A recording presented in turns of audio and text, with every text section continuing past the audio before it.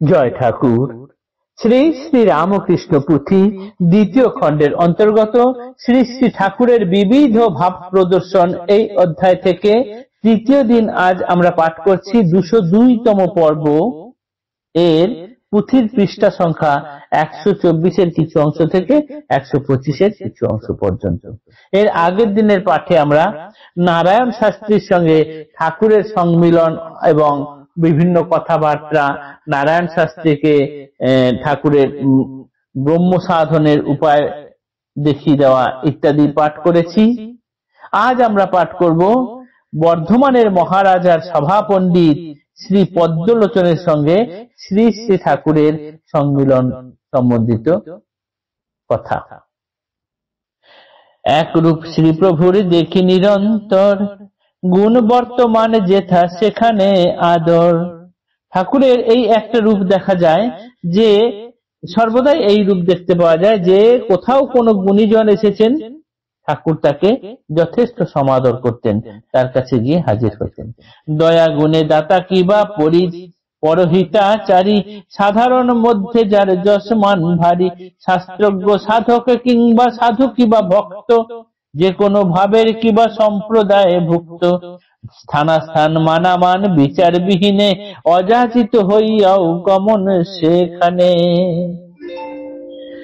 গুণী ব্যক্তি তিনি যাই হন না কেন, যে কোনো ভাবের হোক, যে কোনো সম্প্রদায়ভুক্ত হোক, স্থানাস্থান মান অমান এই কোনো কিছু বিচার না করে ঠাকুর সেইখানে অযাচিত ভাবে হলেও হাজির হতেন গিয়ে।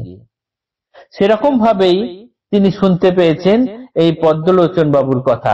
লোক পরম্পরায় প্রভু করিলা শ্রবণ, বিখ্যাত পণ্ডিত নাম শ্রী পদ্মলোচন।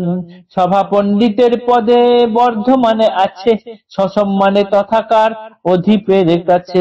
দিগ্বিজয়ী বিচারেতে দেশ জুড়ে নাম, নাহিক পণ্ডিত কেহ তাহার সমান।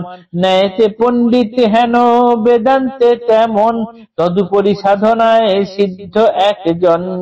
বহুগুণে বিভূষিত প্রতিভা উজ্জ্বল, দিনে দয়া ইষ্ট নিষ্ঠা উদার সরল। প্রভুর প্রবল ইচ্ছা হইল তখন, দেখিবারে দেশ খ্যাত পণ্ডিত কেমন। বর্ধমানের মহারাজার সভা পণ্ডিত, যার নাম শ্রী পদ্মলোচন, তিনি একজন বিখ্যাত পণ্ডিত এবং শুধু পণ্ডিতই নন, তিনি সেইখানে রাজার কাছে সসম্মানে আছেন, তার দেশ জুড়ে নাম ছড়িয়ে গেছে।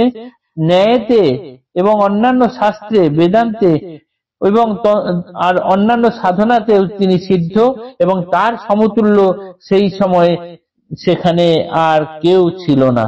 এই বহু গুণে বিভূষিত উজ্জ্বল প্রতিভার ব্যক্তির কথা ঠাকুর শুনেছেন।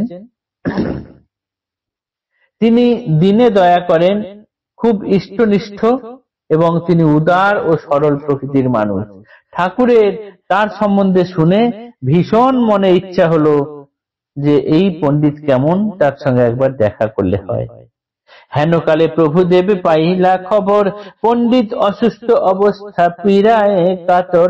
স্বাস্থ্য উন্নত হেতু বাস করে গঙ্গা তীরে, এরে দহে এখানে রে অনতি অন্তরে। হৃদয় প্রেরিত হইল জানিতে বারতা, কেমন পণ্ডিত আর আছে হেতা কোথা। অনুমতি মত হৃদু চলিল তরিত, পণ্ডিতের কাছে গিয়া হয় উপনীত। পণ্ডিত হরসান্বিত বৃত্তান্ত শ্রবণে, হৃদয়ে আদর কত জানিয়া ভাগিনে।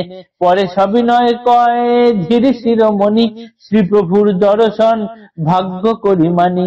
কিছুক্ষণ পরে হেতা ফিরিল হৃদয়, শ্রীগোচরে দিলা আদি অন্ত পরিচয়ে। ঠাকুর একবার খুব তার সঙ্গে দেখা করার ইচ্ছা হলো।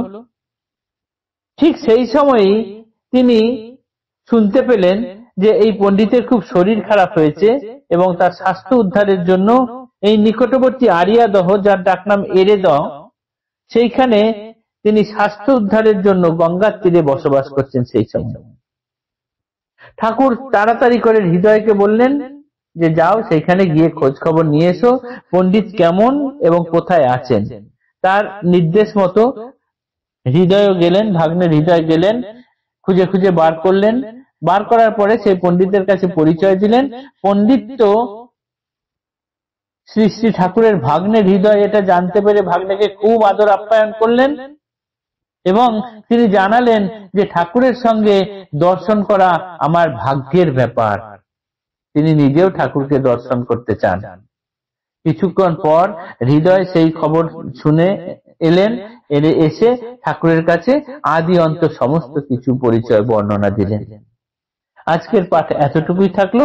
আগামী দিনে এর ঘটনার পরের অংশ পাঠ করব। জয় ঠাকুর, নমস্কার।